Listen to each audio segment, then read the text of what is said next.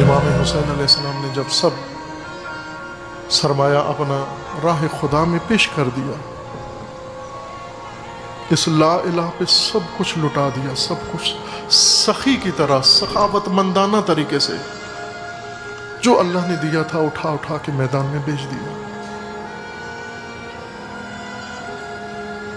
جب خیمے بالکل خالی کر دیے، صرف خواتین رہ گئیں، نہیں اس لیے کہ خواتین بچ جانا ہے نا، ان کے لیے علیحدہ وہ قربانی علیحدہ ہے، وہ شہادتوں سے بھی بڑی قربانی ہے۔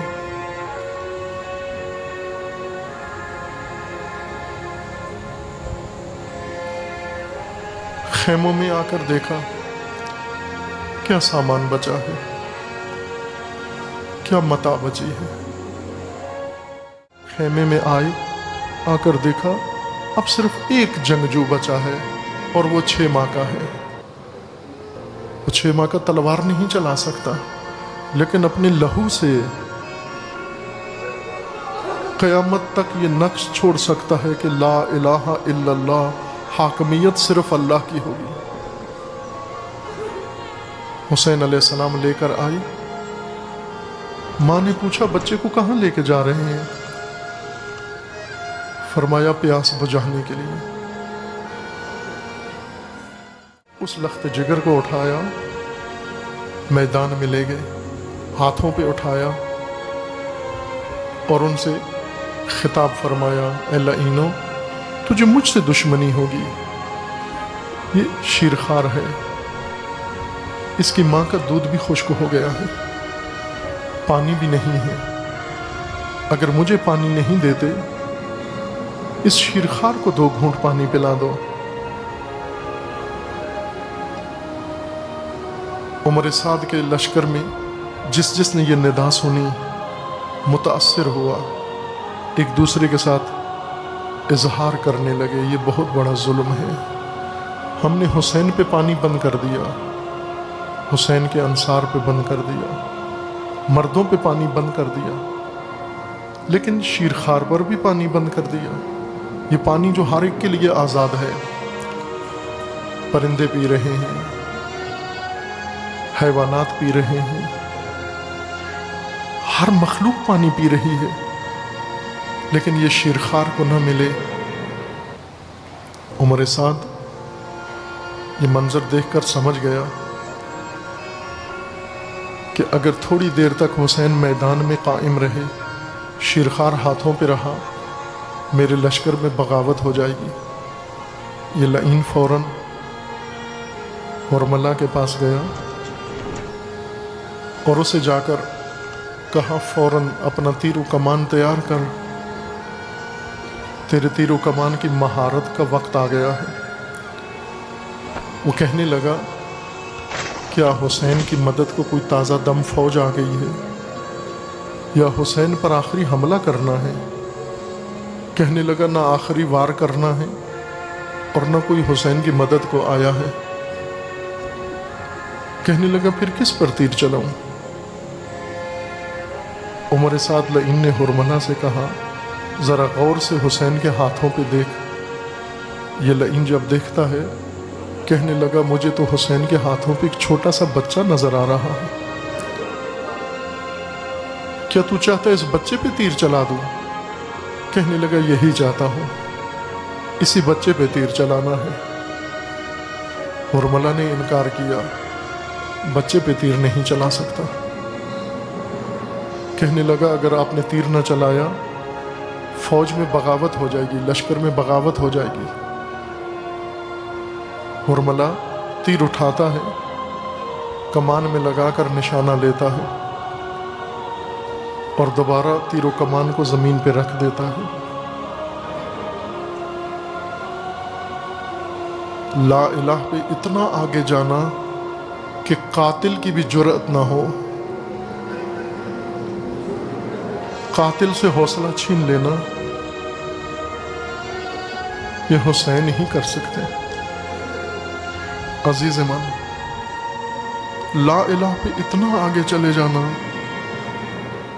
اس طرح لا الہ پڑھنا، اس طرح یزیدیت کا انکار کرنا، اس کو لا کہنا، اور اس طرح اللہ کی الوہیت کا اقرار کرنا کہ قاتل کو جرأت نہیں ہو رہی، تیر کمان دوبارہ رکھ دیتا ہے۔ حرملہ عمر سعد پوچھتا ہے، حرملہ تیرا نشانہ خطا کیوں ہو گیا، تیر کیوں نہیں چلایا؟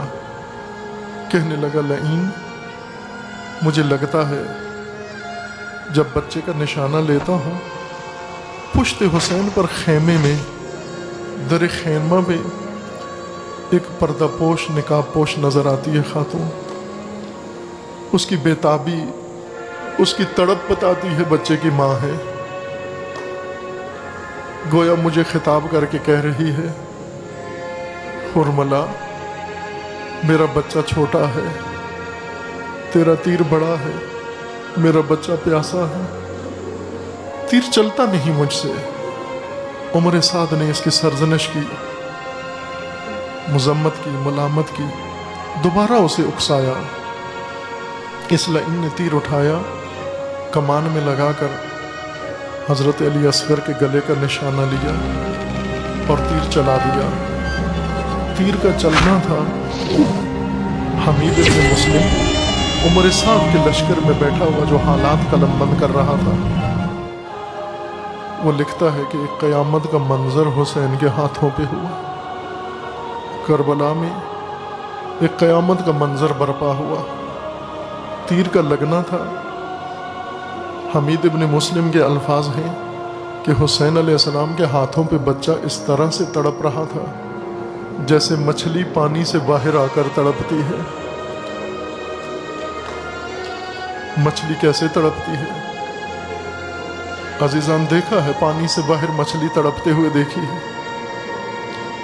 پہلی دفعہ پانی سے جب باہر آتی ہے، اپنے آپ کو زمین سے اٹھاتی ہے، پھر دوبارہ اپنے آپ کو زمین پہ پٹکتی ہے، پھر اس کے بعد اس کی طاقت کم ہو جاتی ہے۔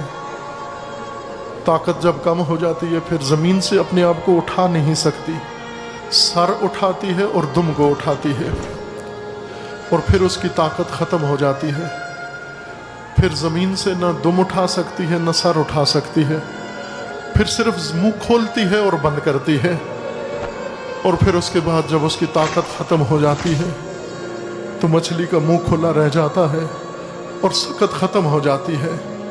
حمید ابن مسلم یہ کہتا ہے، ہم نے ایسا ہی منظر حسین علیہ السلام کے ہاتھوں پہ دیکھا۔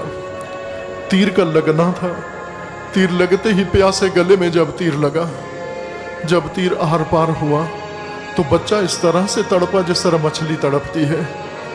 حضرت علی اصغر سید الشہداء کے ہاتھوں پہ اٹھے اور دوبارہ بابا کے ہاتھوں پہ آ گئے، لیکن پھر اس کے بعد بابا کے ہاتھوں سے اٹھ نہیں سکے، طاقت کم ہو گئی، اور پھر اس کے بعد سر اٹھانا چاہا، پاؤں ہلانا چاہے اور طاقت ختم ہو گئی، نہ سر ہلا نہ پاؤں ہلے، اور پھر اس کے بعد فقط حضرت علی اصغر کا خشک منہ کھل گیا، لیکن یہ خشک منہ طاقت ختم ہو کر پھر دوبارہ بند نہیں ہو سکا۔ سید الشہداء نے جب اپنے ہاتھوں پہ بچے کی بہ دیکھا تو کربلا میں فریاد کی، انا للہ و انا الیہ راجعون۔